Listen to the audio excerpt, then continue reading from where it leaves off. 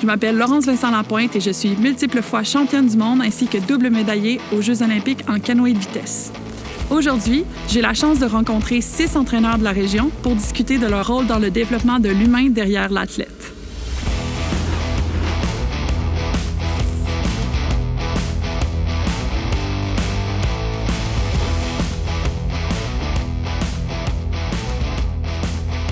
Merci à vous tous d'être avec moi sur le banc aujourd'hui pour discuter de votre rôle auprès des jeunes. Selon vous, c'est quoi votre rôle en tant qu'entraîneur quand on va au-delà des performances sportives?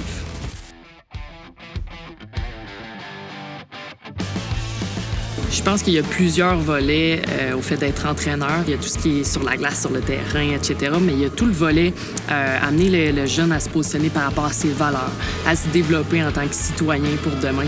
Donc, le sport, c'est juste un véhicule ou une excuse pour tout ce développement-là qui vient en parallèle. Mon nom est Kelly Foran. Je suis entraîneur de basketball depuis maintenant 5 ans. Ce qui me passionne dans le coaching, c'est vraiment de voir l'athlète évoluer, mais non seulement comme athlète, mais aussi comme personne. L'important, c'est de s'investir dans la relation. Donc, je pense que comme coach, oui, il y a le volet des habiletés, mais il y a aussi tout l'informel qui va autour. Prendre le temps de connaître ses athlètes sur une base individuelle, personnalisée. Le soccer, c'est le truc qui est à côté. Le sport, c'est à côté. Le reste, c'est comment est-ce que je peux faire une différence dans la vie de mon athlète, comment est-ce que je peux être présente pour lui, essayer de l'aider, de l'accompagner à ce qu'il s'épanouisse, à ce qu'il devienne la meilleure version de lui-même. Je m'appelle Andréane Thériault, j'entraîne au soccer depuis déjà 15 ans. Ce qui me passionne dans ce sport-là, puis dans mon rôle, c'est vraiment d'avoir un impact positif pour le jeune, de l'aider à cheminer d'un point de vue personnel et sportif. Mon entraîneur, c'est un modèle positif pour moi, car elle m'apporte au plus haut niveau de moi-même, puis c'est ce qui m'aide à me surpasser.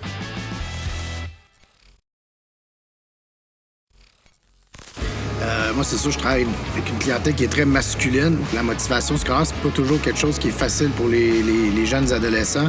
Donc, avec ma discipline qui est le football, c'est sûr qu'on vient de trouver un niveau de motivation. On est capable de les raccrocher à l'école, de leur faire comprendre, nous, si tu vas pas à l'école, tu peux pas jouer au football.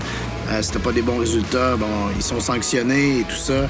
S'ils n'ont pas des bons comportements à l'école, ils sont sanctionnés. Donc, avec le foot, on réussit à garder la motivation des jeunes sur la banc d'école. C'est un jeune homme qui était entré à notre école, qui avait un TDAH, qui avait beaucoup de difficultés à bien se comporter en classe. On a réussi à le faire cheminer au cours de ses 5 ans, qu'il soit accepté des enseignants, qui a des bons comportements en classe. Puis, après ça, il a continué au collégial et à l'université, puis il a réussi à suivre la Coupe Vanier, en étant meilleur joueur défensif au Canada avec les Carabins de l'Université de Montréal. Il a ramené la Coupe Vanier à notre école, parce que c'est important pour lui de montrer la coupe où tout ça avait commencé. Je m'appelle Hugo Gilna, je suis dans le domaine du coaching depuis 30 ans, plus spécifiquement depuis 23 ans dans le domaine du football. Ce qui me passionne dans le coaching, c'est vraiment d'amener le jeune à persévérer dans sa discipline sportive pour qu'il puisse transférer ça après dans sa vie de tous les jours. Qu'est-ce que mon coach m'apporte au-delà du sport, c'est mon éthique de travail. Que ce soit sur le terrain ou avant un examen, préparer des travaux scolaires. J'essaie toujours d'arriver le plus près possible, connaître mon adversaire, l'affronter, puis en fait, comme sur un terrain de football. Personnellement, c'est toujours intéressant aussi quand on fait notre planification de connaître un petit peu c'est quand les périodes d'examen, parce qu'on sait que les jeunes vont avoir l'esprit ailleurs. Puis en même temps, c'est justement de prendre ça puis de rendre ça positif. Parce qu'une période d'examen, mais c'est un point culminant où est-ce que là, tu as étudié, tu as appris plein de choses. C'est la même affaire qu'en sport. Mon nom est Isabelle Gagnon. Je suis kinésiologue et entraîneur depuis plus de 25 ans. Ce qui me passionne le plus avec les athlètes, c'est de les accompagner afin qu'ils atteignent leur objectif de façon optimale, mais surtout de le faire dans le plaisir. Je trouve que aussi c'est une question d'équilibre. Tu sais, parfois, il y a des journées que ça va mal aller dans ton sport, mais ça va mieux aller à l'école et vice-versa. Puis, en tant qu'entraîneur, c'est de les éduquer, si on peut utiliser ce terme-là, justement, que dans la vie, pour garder un équilibre, c'est important, justement, d'aller jouer dans ces différentes sphères-là. Il faut être à l'écoute un peu des besoins de nos élèves, parce que tu as des athlètes qui n'ont pas besoin d'étudier tant que ça pour réussir. Ils sont tout le temps là à l'entraînement, puis quand ils sont là, ils sont prêts à s'entraîner. Ils ne sont pas en train de penser à l'examen demain matin, ça ne les stresse pas, eux autres. Là, tu en as un autre qui sait qu'il y a 4 examens dans sa semaine. Il capote sa vie, il sait qu'il ne dormira pas parce qu'il y a de l'étude à faire. Bien là, il faut prendre « Wow, calme-toi, là. OK, cette semaine, là, je ne m'attends pas de toi à ce que tu fasses des super entraînements. Tes examens vont bien aller, va faire ton étude. Fais-moi un minimum. On va s'organiser avec ça. L'important, c'est de t'amener à bon port. Puis c'est ton diplôme et tes résultats sportifs. Moi, c'est Cédric Tremblay-Fournier. Je suis entraîneur depuis plus d'une vingtaine d'années. Qu'est-ce qui me passionne dans le rôle d'entraîneur, c'est vraiment l'influence positive qu'on peut avoir avec les jeunes de vivre des moments qui vont être intenses avec eux, puis d'essayer d'amener une attitude positive dans tout ça. Au volleyball, dans le fond, c'est beaucoup un sport d'équipe. Ce qu'on travaille beaucoup, c'est au niveau de la mentalité, de l'état d'esprit. Persévérer, aimer les défis, s'organiser, tout le temps dans le but de se dépasser. Et puis, l'idée de ça, c'est après ça d'arriver, d'avoir le même état d'esprit à l'école, dans son travail. Beaucoup d'athlètes aujourd'hui travaillent. Fait que d'avoir cette mentalité-là de persévérance, de travail d'équipe avec un état d'esprit de développement dans plusieurs sphères de leur vie, dont l'école. Je m'appelle Martin Sigmen, je suis entraîneur de volleyball depuis environ 25 ans. Ce qui me passionne dans le coaching, c'est vraiment d'aider les jeunes à donner la meilleure version d'eux-mêmes. Un conseil que mon coach m'a donné, c'est quand il m'a dit de me concentrer sur ce que je pouvais contrôler. C'est assez banal, mais ça m'a fait comprendre que pour réussir, il faut que tu te concentres sur des choses qui ont vraiment de l'importance. On parle souvent de persévérance scolaire qui va avec le sport, mais aussi tout le volet excellence académique. On a plein d'étudiants athlètes qui sont vraiment bons sur les bancs d'école, mais qui sont stressés sur le fait de concilier le sport et les études, leurs parents aussi. Donc, c'est notre rôle d'essayer de faire valoir à quel point l'un nourrit l'autre. Le fait d'être performant sur le terrain, ça donne de la rigueur sur les bancs d'école et vice-versa. Il n'y a pas d'inquiétude à ce niveau-là. De concilier les deux, c'est possible. Tous les sports sont très inclusifs, mais le football est très inclusif. On a des petits joueurs, on a des plus grands joueurs, des joueurs un peu plus corpulents. Donc, avec le football, on vient travailler leur estime de soi et souvent, c'est des jeunes qui, au niveau primaire, peut-être vécu des fois de l'intimidation et tout ça. Puis avec le sport au secondaire, ils sont valorisés par leur entourage aussi parce qu'ils deviennent importants pour l'équipe. Un truc important que je remarque beaucoup, c'est le sentiment d'appartenance au groupe.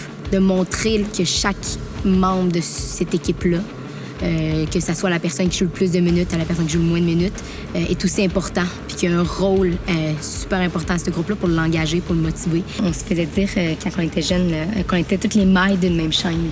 Puis ça m'avait touchée où est-ce que j'avais pas conscience que je pouvais être plus importante qu'une autre joueuse. Parce que pour moi, tout le monde était important également. Puis c'est quelque chose que je mets en place maintenant dans mon coaching beaucoup. Où est-ce que peu importe, chaque joueuse, je veux qu'ils soient importante, je veux qu'ils se sentent importantes, puis qu'ils peuvent faire une différence dans le groupe et dans le collectif. Moi, ce que je constate, c'est vraiment une anxiété de performance. C'est une anxiété qui est sur les bancs d'école, qui est sur le terrain, puis qui est dans toutes les facettes de leur vie. Puis c'est vraiment lourd parce que là, ils arrivent d'un examen, ils se sont mis beaucoup de pression par rapport à ça, ils arrivent sur le terrain, ils vivent encore ces émotions-là. Donc, c'est de les accompagner dans la gestion de leurs émotions, dans leurs attentes, dans leur préparation. C'est vraiment tout ça, c'est comme année, c'est qu'il faut que tu te sentes bien. Tu pourras pas arriver sur une ligne de départ ou sur un terrain puis embarquer dans le flow si dans ta tête, ça va pas bien. Mon entraîneur m'a surtout aidé sur la sensibilisation quant à la santé mentale, qui est souvent délaissée par la majorité des athlètes. Et c'est surtout venu m'aider à gérer les défaites comme les victoires et vraiment juste mieux me placer sur comment je vois ma vie et le basket et le mélange de tout ça, disons. L'un des conseils qui m'a le plus aidé est de ne pas se fier à la gamme du vélo, mais plutôt le physique et le mental qui est le plus important. Mon entraîneur est un modèle positif parce qu'il m'aide vraiment avec mon stress. Il m'encourage tout le temps. Il me dit quoi manger, bien manger quand j'ai une compétition. Avoir une bonne alimentation, c'est de manger suffisamment. Puis la pression des réseaux sociaux est importante. On voit des beaux physiques, souvent pour faire la promotion de l'activité physique, des vêtements de sport, etc. Fait que ça met une pression énorme sur nos athlètes. Moi, j'entraîne des filles, fait que on porte une attention là-dessus à dire hey, écoute, la vraie vie, là, c'est pas TikTok tout le temps, OK? Fait que faut que tu manges amplement pour être bien. J'ai des athlètes qui ont eu des problèmes de comportement alimentaire. Cette anxiété-là s'est manifestée comme ça. Puis j'en ai une, entre autres, que j'ai identifié, ce défi-là. Elle était choquée après moi. 7 ou 8 mois après, elle m'a écrit une lettre pour Noël. Et puis, me disant que je l'avais tellement aidé à reconnaître son défi et puis que j'avais participé à le solutionner. Selon une des statistiques du Réseau du sport étudiant du Québec, on a 94 % des jeunes sportifs québécois de niveau secondaire qui vont penser à ce que leur entraîneur leur a dit ou comment ils auraient agi avant de prendre une décision. Ça descend, cette donnée-là, à 56 % quand ça vient des parents. Donc, est-ce que vous êtes surpris par cette statistique-là? Ça frappe un peu, hein? C'est quand on y pense à ça, des fois, on n'y pense pas. On peut répondre sur le vif, on peut réagir sur le vif. Notre athlète vient de performer, vient de sous-performer. On va réagir. Mais si on réagit mal avec une statistique comme ça, il faut se regarder un peu dans le miroir et se dire « Wow, j'ai une influence sur ce jeune-là. Là. S'il me voit réagir comme ça, puis ça le démolit, ben je suis pas en train de l'aider. » Fait que c'est significatif. On est ici pour faire une différence dans la vie des jeunes. Fait qu'il faut essayer d'en faire une qui va être positive. Je suis pas très surprise, moi, en fait, par la statistique, parce que ça arrive souvent que les athlètes, il y a des situations avec leurs parents où il y a certains comportements, puis que les parents passent par moi pour que j'intervienne justement avec les élèves. Il y en a plusieurs situations. Là. Ça peut être simple comme étant un jeune qui a de la misère à dormir et qui est souvent sur son téléphone. Le fait que moi, je dis de pas être sur son téléphone puis de laisser le téléphone à l'extérieur de la chambre, même si les parents, ça fait 3 semaines qu'ils le répètent, ça fonctionne pas. Mais vu que moi, son coach, je lui dis ça, ben là, tout d'un coup, le téléphone est à l'extérieur de la chambre.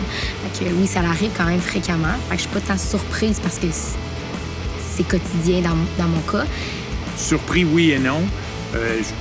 J'ai déjà dit personnellement des choses, puis tu le vois dans la réaction de tes athlètes, des fois que t'es frappé.